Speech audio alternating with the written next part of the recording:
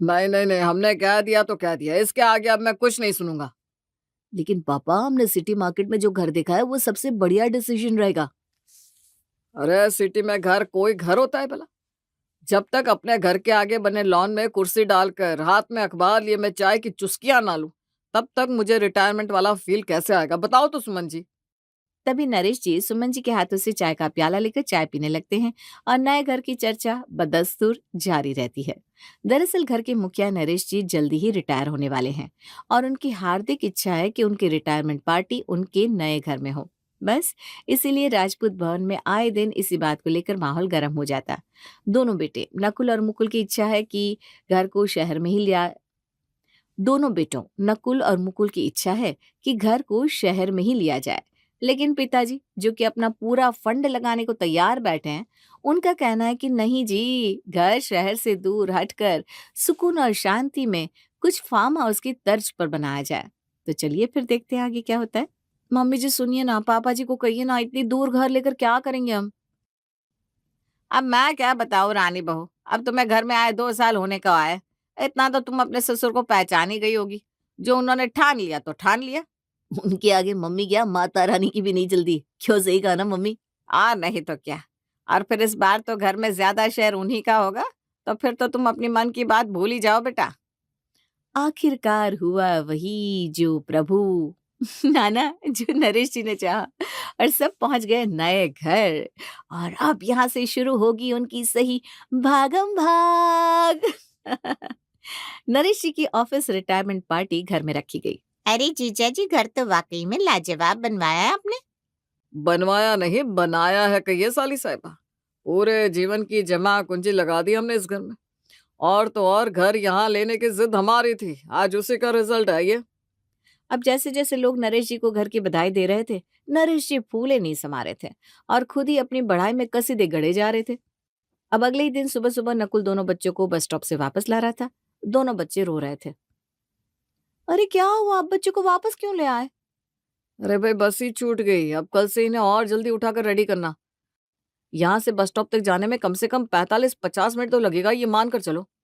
हे भगवान, मतलब पहले 9 बजे उठना होता था, अब आज 5 बजे उठे, लेकिन अब मुझे 4 बजे उठना होगा क्या? ये हिसाब किताब तुम जानो, लेकिन पहले की तरह 10 मिनट दूर नहीं है स्टॉप। तभी सुबह सुबह घर में हो रही चिक चिक को सुनकर नरेश जी और सुमन जी भी निकल आते हैं। क्यों भाई, क्या हुआ नकुल? और ये बच्चे क्यों रो रहा है? अरे पापा, बच्चों की आज स्कूल बस छूट गई, अब कल से जल्दी जाना होगा तभी पॉसिबल है। अरे तो काहे इतना घबरा रहे हो? मैं छोड़ आया करूंगा बच्चों को। हाँ तभी जमेगा पापा, मेरे बस की तो नहीं है रोज जाना। मोहिनी नकुल और नरेश जी के बीच हो रही बातचीत को सुनकर मुंह फुलाकर चली जाती है। अब मोहिनी जोर जोर से रसोई में बर्तन पटक रही थी। तभी देवरानी रानी भी वहां आ जाती है। क्या हुआ दीदी, आप क्यों परेशान हो? बस कुछ न पूछो, यहाँ हालत बड़ी खराब है। लेकिन तुम्हें क्या हुआ? तभी सुमन जी भी सुबह की तीसरी चाय की फरमाइश लिए रसोई में आती है। लो, मम्मी जी भी आ गई। अब मेरी एनर्जी 2 बार खर्च नहीं होगी। मतलब क्या कहना चाहती हो रानी बहू? अब आप मुझे रानी नहीं बल्कि नौकरानी बहू कहा करो। अरे मेरी हालत तो देखो क्या हो गई है। जिठानी जी को रसोई दे दी और मुझे झाड़ू पोछा। इतना बड़ा घर है कि संभाले नहीं संभल रहा है।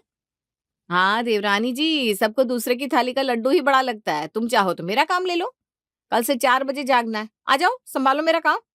ये सुनकर रानी को करंट लग गया। नहीं नहीं नहीं भाभी जी, आप अपना काम संभालो, मैं झाड़ू पोछे में ही खुश हूँ। नहीं नहीं, तुम दोनों परेशान ना हो। मैं आज ही आस पड़ोस में बात करती हूँ, कोई अच्छी सी काम वाली देख कर लगवा देती हूँ, जिससे तुम दोनों अकेले बस रसोई संभालो, बाकी सफाई ना बाय आकर कर लेगी। ये सुनकर दोनों बहुएं ऐसे खुश हो गई जैसे उन्हें उनकी मुंह मांगी मुराद मिल गई हो। लेकिन वो नहीं जानती थी कि उनकी खुशी बस पल दो पल की है। तब तक इन दोनों की खुशी बनी रहने देते हैं और हम चलते हैं देखने घर के बाकी लोग कहाँ व्यस्त हैं। सुमन जी, यहाँ ठंड मुझे ज्यादा ही लग रही है, या फिर आपको भी ऐसा ही कुछ महसूस हो रहा है? अरे सबकी हालत खराब है। मुकुल भी कल कह रहा था जो रजाई जनवरी में उड़ते हैं, वो उसे अभी नवंबर में निकाल कर दे दो। अच्छा जी, ऐसी बात है। ऐसी बात क्यों नहीं होगी भला पापा जी, आखिर हमारा ये घर खेतों के बीचों बीच जो है। अच्छा चलो कोई ना, लेकिन ठंडी ही सही, लेकिन हवा शुद्ध तो है। हाँ भाई हाँ, चलो बहुत हो गई बातें। अब सब खाना खा लो, खाना खाने का टाइम हो रहा है, फिर बहू को भी रात हो जाती है। इधर रसोई में खड़ी मोहिनी अलग भुनभुना रही थी। नहीं नहीं, तुम सबको क्या है, बैंड तो मेरी बजी पड़ी है ना, सुबह 4 बजे उठकर खाना बनाने लग जाओ। अच्छा दीदी, आपकी बैंड बजी पड़ी है, और मेरा सोचो जरा, सासू माँ को कहे हुए 1 हफ्ते से ज्यादा हो गया, लेकिन न तो बाई आई, ना ही बाई के बारे में दोबारा घर में बात हुई। हाँ, तुम दोनों की बातें मैंने सुन ली है रानी बहू। मैंने यहाँ कुछ लोगों से बात की तो आसपास कोई घर भी नहीं है, इसलिए आज शाम को मैं आगे हाईवे के नुक्कड़ वाली दुकान पर जाकर पूछूंगी, अगर वो कोई बाई के बारे में बता दे तो। और बड़ी बहू तुम। माँ, बड़े जोरों की भूख लगी है। हाँ माँ, जल्दी से खाना लगा दो। सब खाने की टेबल पर खाना शुरू करते हैं। अरे मुकुल, मैं तुमसे पिछले 3 दिन से कह रहा हूँ, घर में सलाद नहीं है। मुझसे ये बिना सलाद खाना नहीं खाया जाता। बात तो सही है। मुकुल, सब्जी लाने की जिम्मेदारी तुम्हारी है ना, तो तुम सलाद क्यों नहीं लाए? अरे भैया, आप मेरी जगह होते तो आपको समझ में आता। अच्छा, मैं भी तो सुनूं तुम्हारी आप बीती। भैया, सब्जी यहाँ से 5 किलोमीटर दूर मिलती है, और वो भी डबल दामों में। तौबा तौबा, ये तो तुमने मुझे आज तक बताया नहीं।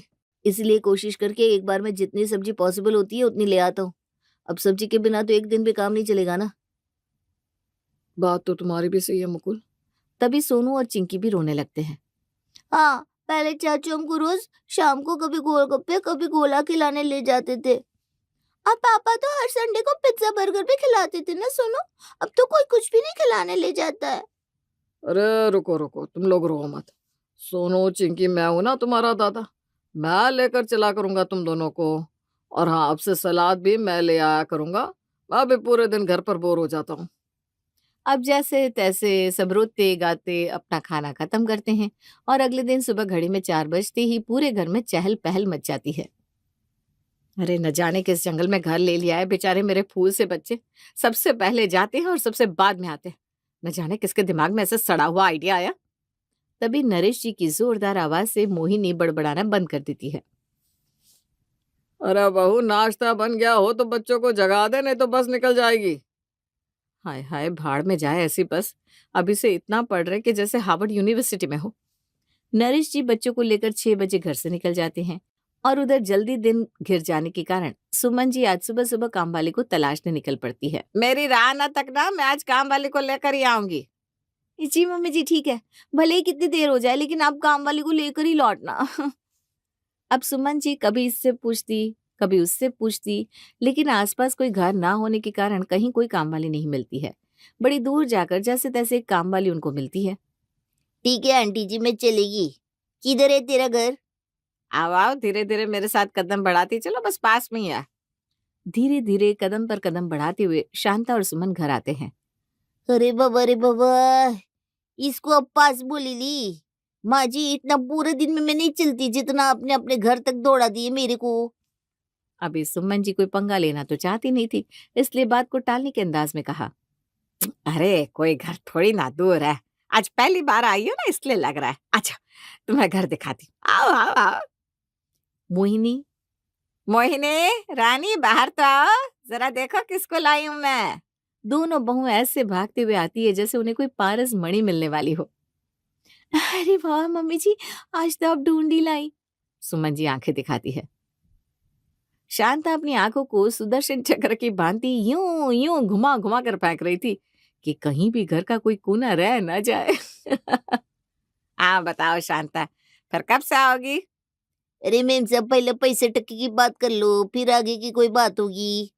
अरे पैसे क्या, जो हम अपने पहले वाले घर में देते थे 2,000 रुपया, वही खुला रेट है भाई हर जगह। अरे मैम साहब, मेरे को माफ करो, मैं चली। अरे नहीं नहीं नहीं शांता, ऐसा मत करो, एक बार तसल्ली से बैठकर बात तो करो। देखो मैम साहब, ये घर इतना बड़ा है, कम से कम इसकी सफाई का मैं 3,000 लेगी, और फिर इधर कोई रिक्शा आता जाता है नहीं। अब मैं ओला उबर से ना सही, कम से कम रैपिडो से आएगी ना, तो उसका महीने का 2,000 मान के चलो। अब बात रही इतनी देर आने जाने का टाइम खराब करने की, तो उसका 1,000 रुपया अलग से रख के चलो। शांता अपनी साड़ी खुरस कर चल देती है, और सुमन जी उसका मुंह देखती रह जाती है। हाय हाय मम्मी जी, अब ये बर्तन की पछाड़ का क्या करूं मैं, जो सुबह से आपकी काम वाली के इंतजार में इकट्ठी कर ली। हाय रे मेरे फूल जैसे हाथ, इस ठंडे पानी में इनका क्या ही हाल हो गया है। चलो आज तो मैं करवा देती हूँ, आप कल से इकट्ठा मत करना। दोनों देवरानी जेठानी बड़े से घर के बड़े से आंगन में अपनी ठंड की कहानियां सुनाते हुए बर्तन साफ करने लगती है। एक दिन शाम को नकुल घर आता है। आ गए जनाब इतनी जल्दी? बोला था डॉक्टर के पास जाना है बच्चों को लेकर। अरे मोहिनी, मैं भूल ही गया। क्या हुआ बच्चों को? तुमने मुझे बताया नहीं बहू। अरे क्या बताती पापा जी, दोनों बच्चे हर रोज सुबह 5 बजे उठकर नहाते हैं और ऊपर से पूरा घर खुला है, फिर बाहर निकलकर खुले हुए खेतों से बाहर तक जाते हैं। इसी कारण इतनी जोर से खांसी जुकाम हो गया है। अब डॉक्टर के पास जाओगे तो बाजार से मेरे लिए भी ऊनी स्वेटर और जुराबे भी ले आना। इस बार तो लग रहा है कि ठंडी जैसे 2 महीने पहले ही आ गई है। मुझे भी साथ में बाजार ले चलो ना भाभी, मेरा भी ठंड में बर्तन साफ करते करते कपड़े धोते धोते बुरा हाल है। मैं भी अपने लिए कैप और स्वेटर ले आऊंगी। नए घर की पहली ठंड तो दोनों बहुओं को यूं लग रही थी जैसे खुली सड़क पर ठंडा ससुराल। फिर एक दिन, अरे बेटा नकुल मुकुल, तुम दोनों कहाँ हो? जरा बाहर तो आओ। हाँ पापा जी, आपने आवाज लगाई? अरे वो कल शर्मा अंकल आ रहे हैं। शर्मा अंकल, वो अलीगढ़ वाले? हाँ मुकुल बेटा, बिल्कुल सही पहचाना तुमने। उनका बेटा रोहित तुम्हारे साथ पढ़ता था जब मेरी पोस्टिंग अलीगढ़ में हुई थी। चलो इसी बहाने सही शर्मा अंकल की बेटी रेखा की भी जानकारी मिल जाएगी, क्या नकुल? क्या मम्मी, आप भी ना, तब तो बच्चे थे हम। नकुल चोरी भरी निगाहों से मोहिनी की तरफ देखता है तो मोहिनी भी उसे यूं ही घुर्रा के देख रही थी कि बस आज मिलो तुम कमरे में। पापा, सारी बातें हो गई लेकिन आपने ये नहीं बताया अंकल आखिर आ क्यों रहा है? अरे यह तो उसने मुझे भी नहीं बताया, बस यही कहा कि कुछ जरूरी काम से आ रहा है। मोहिनी रानी, दोनों यहाँ आओ। जी मम्मी जी। हाँ जी मम्मी जी। मेरी बात ध्यान से सुनो। कल शर्मा अंकल जी आ रहे हैं ना, तो खाना जरा ध्यान से बनाना। उनके घर खाना थोड़ा कम तीखा बनता है, इसलिए मिर्च मसाले का ध्यान रखना। ठीक है मम्मी जी। और हाँ, इतने बड़े घर की साफ सफाई एकदम सुबह सुबह जल्दी से नहीं हो पाएगी, इसलिए आज शाम को ही तुम दोनों आधी आधी सफाई कर लो। ठीक है मम्मी जी। इतना कहकर दोनों बहुएं अपने अपने काम में लग जाती हैं।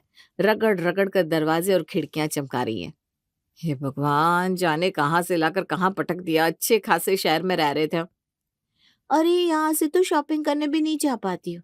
देखो ना भाभी, कब से लाली लिपस्टिक भी नहीं खरीदा। तुम्हें यहाँ अपनी लाली लिपस्टिक की पड़ी है? यहाँ मुझसे पूछो, बच्चों के लिए ट्यूशन भी नहीं मिल रहा है, उन्हें भी खुद ही पढ़ाओ। अरे घन चक्कर हो गई हूँ मैं, घन चक्कर। लेकिन क्या कर सकते हैं भाभी? करना क्या है, ये दरवाजे और खिड़कियां रगड़ो और क्या। दोनों जोर जोर से हंसने लगते हैं और फिर से अपने काम में लग जाते हैं। भले ही आज संडे था, लेकिन सुबह होते ही घर के लोग अपने अपने काम में लग जाते हैं, क्योंकि नरेश जी के दोस्त शर्मा जी जो आ रहे थे। क्या यार मोहिनी, तुम आज भी जगाने आ गई? आज तो संडे है, कम से कम आज तो सोने दो। और हमारा क्या, जो हमें यहाँ गांव में लाकर पटक दिया? तुम सब कम से कम जॉब के बहाने बाहर तो निकलते हो, और मैं, मेरा सोचा है कभी? राशन लाने का काम तुम्हारा है, उठो और लेकर आओ। उधर रानी भी अपने पति को ऐसे ही झकझोर कर जगा रही थी कि शॉपिंग न जाने की कसर वो अभी ही पूरी कर रही थी।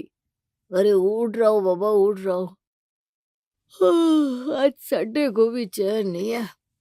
सब्जी लाने का काम तुम्हारा है ना, तो तुम्हें तो जाना ही होगा। अरे भैया को कह दो ना, ये दोनों तुम आपस में निपटो, लेकिन हमें 9 बजे तक सब्जी चाहिए, तभी बन पाएगा।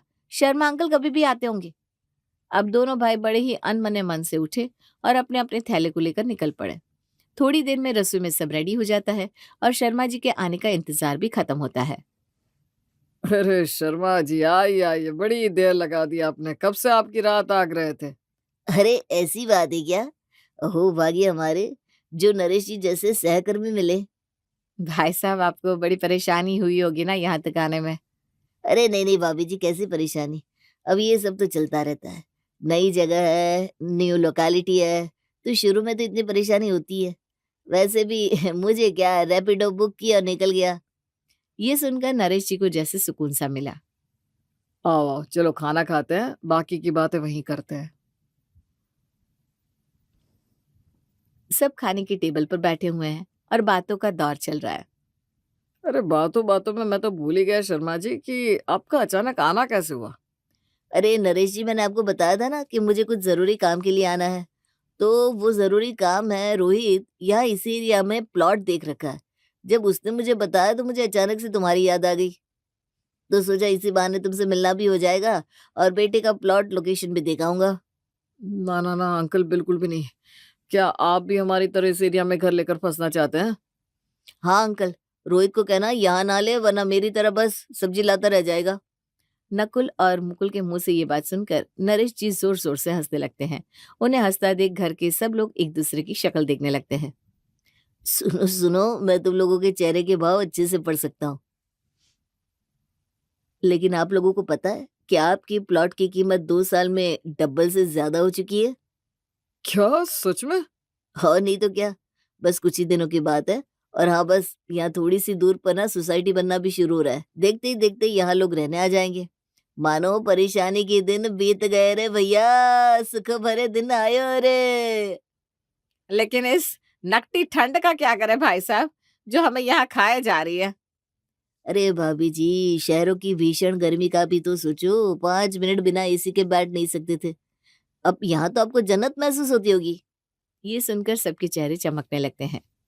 तो इसका मतलब यहाँ मार्केट भी आ जाएगा अंकल पास में? अरे वो तो सबसे पहले। फिर तो सब्जी भी यहीं मिलने लगेगी, बढ़िया है। और फिर तो काम वाली भी मिल जाएगी। वाह भाई वाह। अरे नरेश जी, अब तो इतने बड़े प्लॉट भी नहीं मिल रहे यहाँ। जितना बड़ा आपका घर है, बड़े ही खुशकिस्मत वाले हो आप। शहर से दूर साफ-सुथरी हवा में रह रहे हो।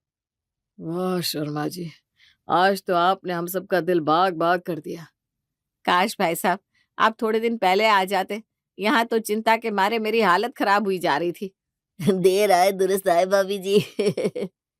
ये सुनकर सबके चेहरे हंसी से खिलखिलाने लगते हैं। और बस फिर कुछ ही दिन बीते थे और मोहिनी को बच्चों के स्कूल से फोन आता है, जिसे सुनकर मोहिनी के पैर जमीन पर नहीं पड़ रहे थे। क्या हुआ बड़ी बहू, बहुत खुश नजर आ रही हो? पापा जी आप और मैं, बस 2 ही लोगों के लिए खुशी की बात है। वो भला क्यों? अरे अभी चिंकी और सोनू के स्कूल से फोन आया था। अब हमारे आसपास के कुछ बच्चे और ऐड हो गए हैं, इसलिए बस अब यहाँ तक आया करेगी। अरे वाह भाई वाह! सब्जी ले लो सब्जी, हरी-भरी सब्जी, ताजी-ताजी सब्जी। सब्जी वाले की आवाज सुनकर लॉन में चाय पीते हुए नरेश जी को स्वर्ग से भी ज्यादा सुकून अपने घर में नजर आ रहा था।